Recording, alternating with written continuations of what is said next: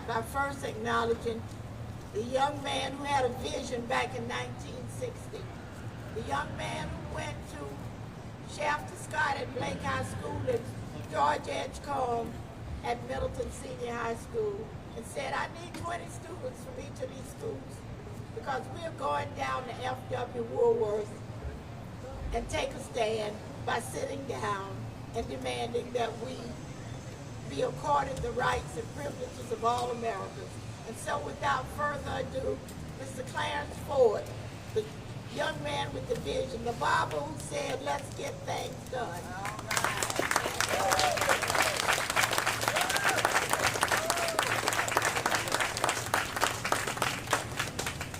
The upstage, you, Mayor. And of course, we have Mayor Caston, Commissioner Harry Cohen, and fellow sit-in participants. Would you all raise your hand? We're going to bring you up later. But all of the students who participated that day who are here.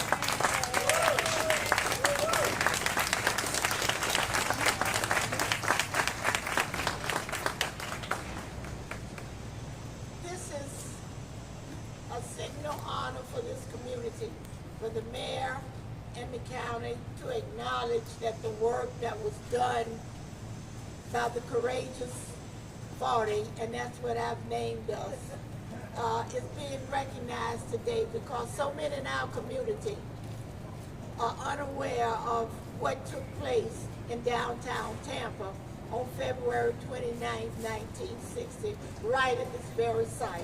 So we're pleased that so many of you came out to celebrate with us this morning. There's a play that's in production at the Strass Center, and we're going to have someone come up and tell us all about it because the play is all about what happened in 1960. Miss Carla Hartley from Stageworks.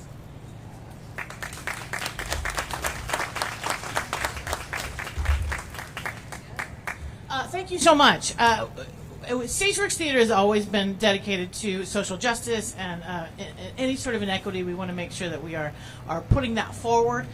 So we're very pleased to do this play. I'm a third-generation native of Tampa. I'm proud of where I come from. I'm proud of our community, and we wanted to make sure that we want to make sure that we're telling positive stories about the work that is being done in this community. So it was our pleasure. Mark Lieb is the playwright. I don't know if he's here today or not, but he came to me and he said, I want to write this story.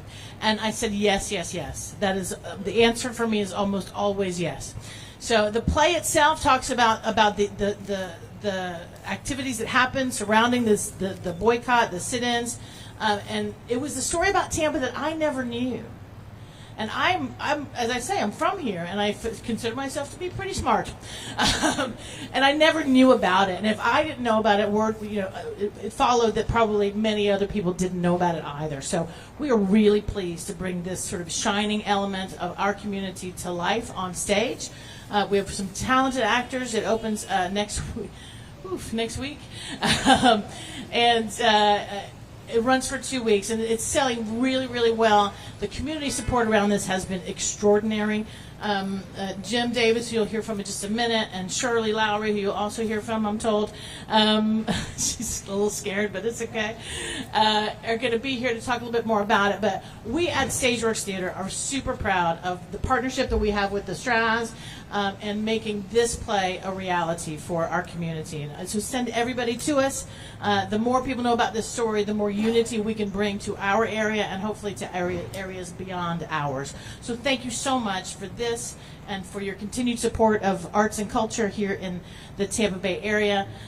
The Arts Council, the Hillsborough County Board of County Commissioners have been generous with their arts funding, unlike some other folks we could name, but we won't. So please, please, please keep supporting arts and culture. It is what is going to bring these stories to life for our generation and for future generations as it moves forward. Before I bring on our next speaker, I'm sure all of you have seen the historical marker there on the corner of Polk and Franklin that the city approved, and it was installed several years ago. That marker is there because there's a young woman who was pursuing her master's degree and digital communications. And she decided that this was something that needed to be done. Tampa needed to recognize by having a marker of that date. And so she pursued it. She did all that you do to get a historical marker. And those of you know that it takes a lot of time. It's not an easy job. But she's here today, and I just want to recognize her. And that's Miss Tammy Fields, formerly of Tampa. She started her TV career here, but now Atlanta stole her away from us. So Tammy, I just want everybody to see you. You are the person behind the historical marker. Thank you. Now, Carla told you about this play, and it just didn't happen overnight. Somebody in this community, a special young man, and that's because he's younger than me, I'm calling him a young man, said, you know what, this is a story that needs to be told, and he'll tell you why he pursued it. But he organized a group of us and said, we've got to do this. And Carla said, of course, just raise the money and we'll bring it on. And so Jim just took the lead and he made it happen. And he got all of us behind him and worked with him. And so this production is the culmination of his leadership and all the work that he did to make When the Righteous Triumph come to the Strands. Former congressman, lawyer, friend, former legislator, and one whom I have great respect for, Jim Davis.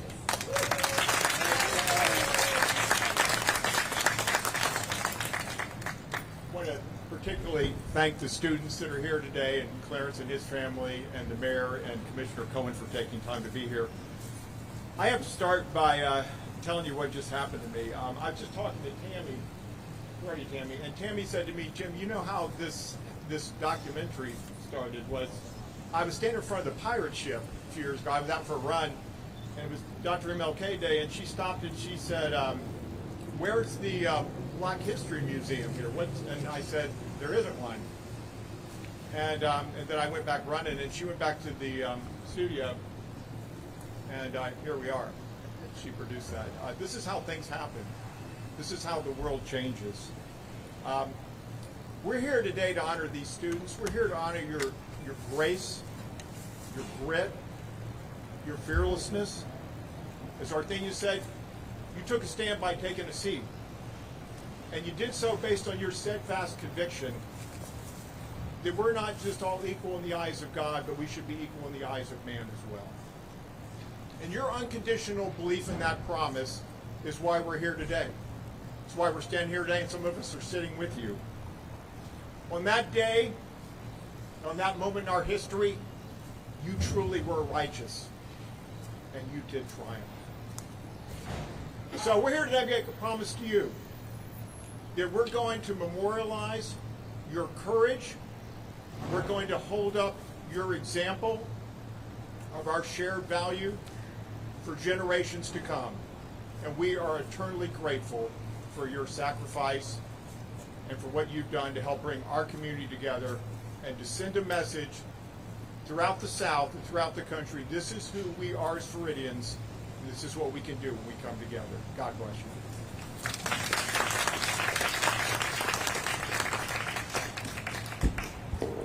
The Reverend A. Leon Lowry was the state president of the NAACP. We all know about Reverend Lowry, those of us in my generation and maybe one removed.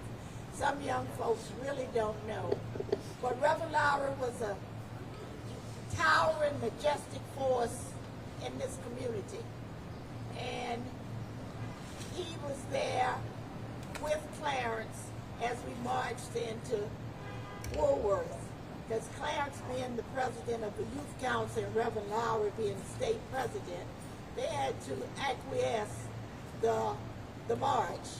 But Clarence had to first convince them, and convince them he did. Reverend Lowry was married at that time to a woman who stood by his side who later passed. And Reverend Lowry, after years of being single and chaste, and I missed the chase, Shirley was the victim. And so his second wife, but young woman who knows the story, who heard the story, who has the documents, the history, and all of Reverend's writings, is a vital part of this group that came together to make this happen. And so, without further ado, Ms. Shirley Lowry.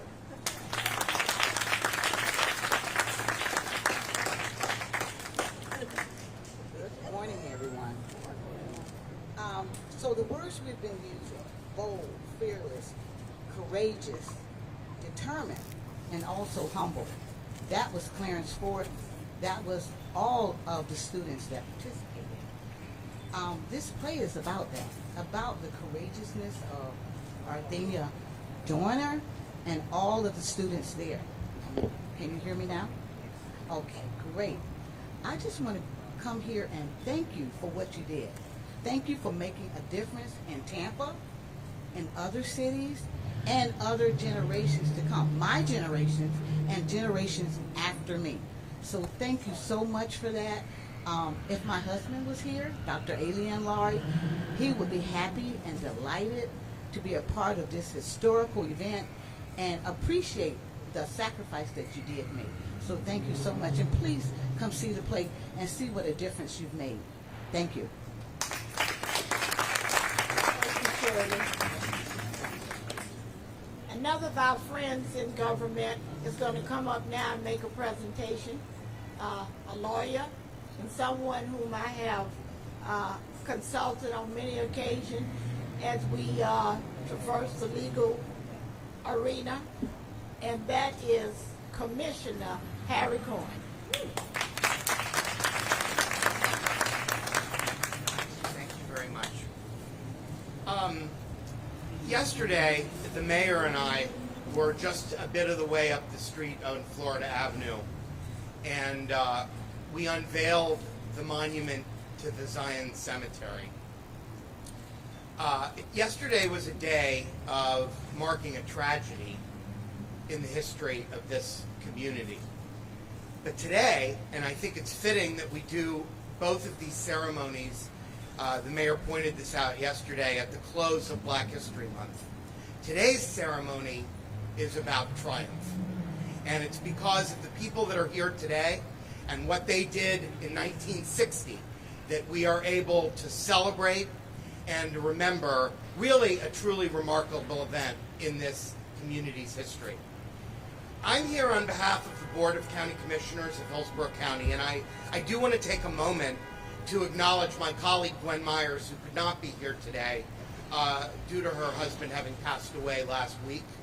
But she felt very, very strongly about this ceremony today and wanted to make sure that the board expressed itself, and we have done so through a proclamation that is declaring March 1st as Woolworth Sit-In Anniversary Day in Hillsborough County. And it is signed by all 7 county commissioners in order to be a testament to remembering and to doing justice to what happened years ago. I want to just add, I saw the play when it originally was produced at Stageworks. I am so thrilled and excited as a longtime Strass Center board member that it's going to be playing at the Strass Center where so many more people can enjoy it. And if you haven't gotten tickets yet, please do, because as far as I'm hearing, there's not that many left. So, and I see some nods. So go out there and get some tickets. It's going to be a great performance. And thank you, Senator Joyner.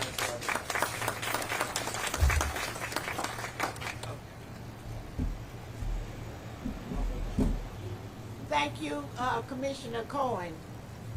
And now for the woman of the hour, our very own esteemed leader, whom we all affectionately call Jane. She's the mayor sometimes, but she's Jane all the time.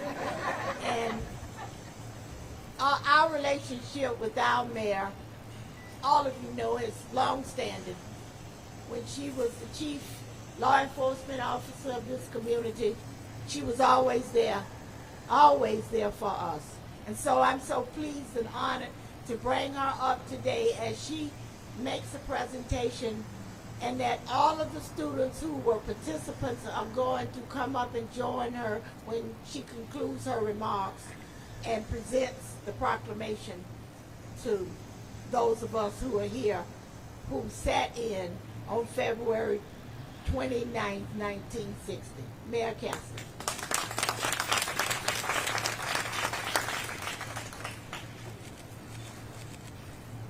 Thank you, Arthenia. It is such an honor for me to be here today on this incredible occasion. This is the 65th anniversary, and I was born 65 years ago, and so it really is incredible that at this point in history we had a group of young students that came down to this Woolworth counter armed only with courage and conviction, and changed our city forever. And we should all remember that day. I just had a conversation with Jim Davis about how those moments in our lives that if we weren't present, we remember where we were the day that occurred.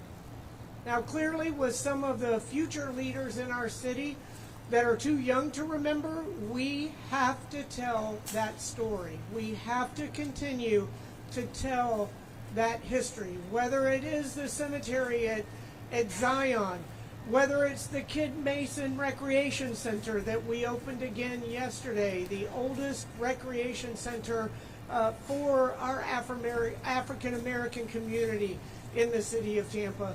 We need to tell that story. Imagine being one of those high school students that knew the consequences of doing what they were doing. Coming in and sitting at that counter day after day until they were treated the same as everyone else in this community.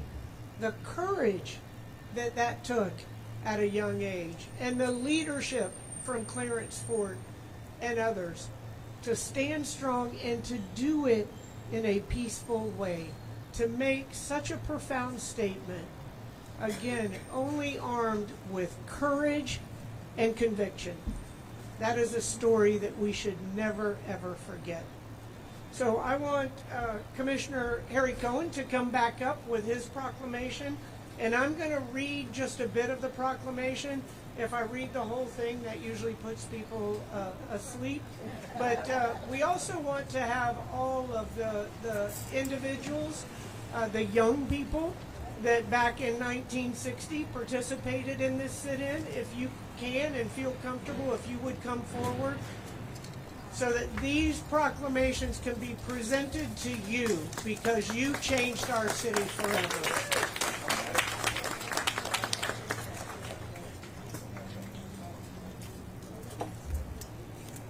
Now, as they make their way up here, I want to set the stage for those of you who are younger. The 1960s in the United States was an era marked by the Civil Rights Movement, the Vietnam War, countercultural movements, assassinations of significant leaders, and protests to fight for social reform and equal rights. But it was also a time of peace and kindness and love. Defined as the act of sitting in seats or on the floor as a means of organized protest, sit-ins during the 1960s were inspired by the late Dr. Martin Luther King Jr. and his policies for nonviolence, and they were peaceful protests to enact change, and they began in Greensboro, North Carolina. But for us, most specifically, here in the city of Tampa at the F.W. Woolworth Company. We have a proud history, rich history of progress and success, and it played a pivotal role in the civil rights movement, which much of it can be attributed to the approximately 40 students from Middleton and Blake high schools who joined together in sit-in protests from February 29, 1960 by sitting at the segregated lunch counter right here at our very own F.W. Woolworth Company.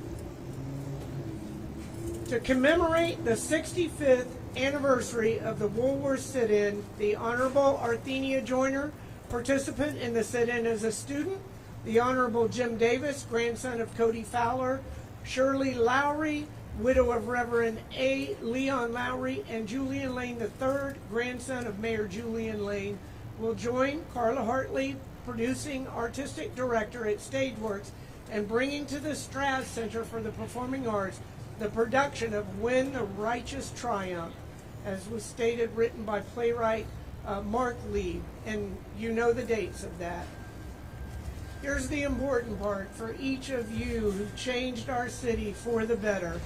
Now, therefore, I, Jane Castor, by the virtue of the authority vested in me as mayor of the greatest city in the world, do hereby proclaim March 1st, 2025 as Woolworth Sit-In Anniversary Day in the city of Tampa, Florida, and urge all citizens to join me in paying tribute to those who bravely, through peaceful activism, paved the way for equality in our nation and in our own community, and to please attend the play When the Righteous Triumph so we can share this history with the rest of our community. God bless you all.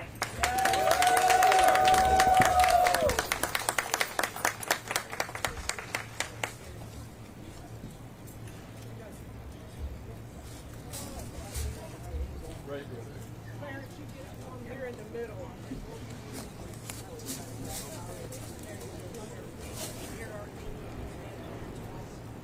Look right here. Can't see you, Mel. All right.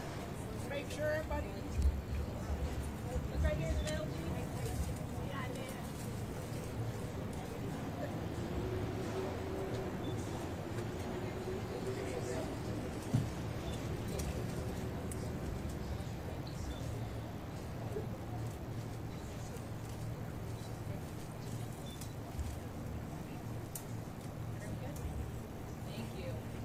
When the righteous triumph.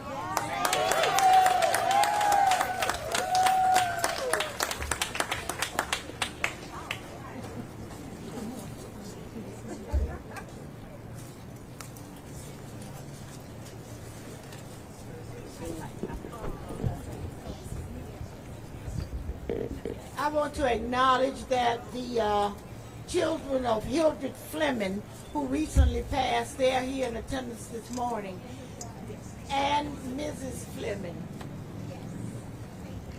Queenie, yes.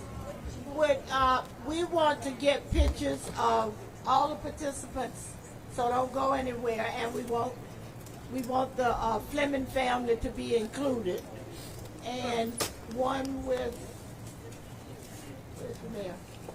Oh, okay. One with Carla, Jim Davis, the mayor, Commissioner Cohen, and I would suggest that all of you take as many pictures as you can, because this is historic, and sometimes we forget that we are living history every day, and you flash back 10 years from now and say, I was there, but I didn't take a picture.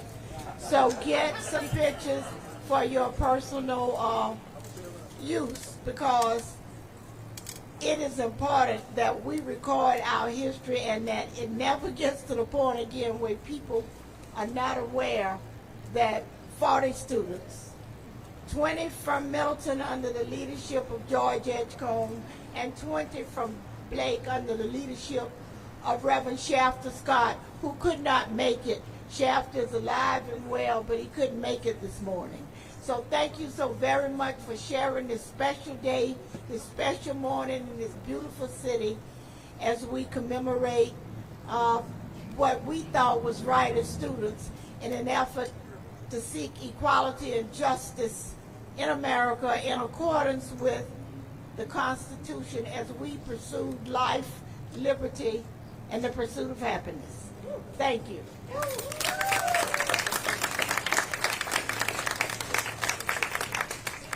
Would all the Fleming family come on up? to take to join with all of the participants.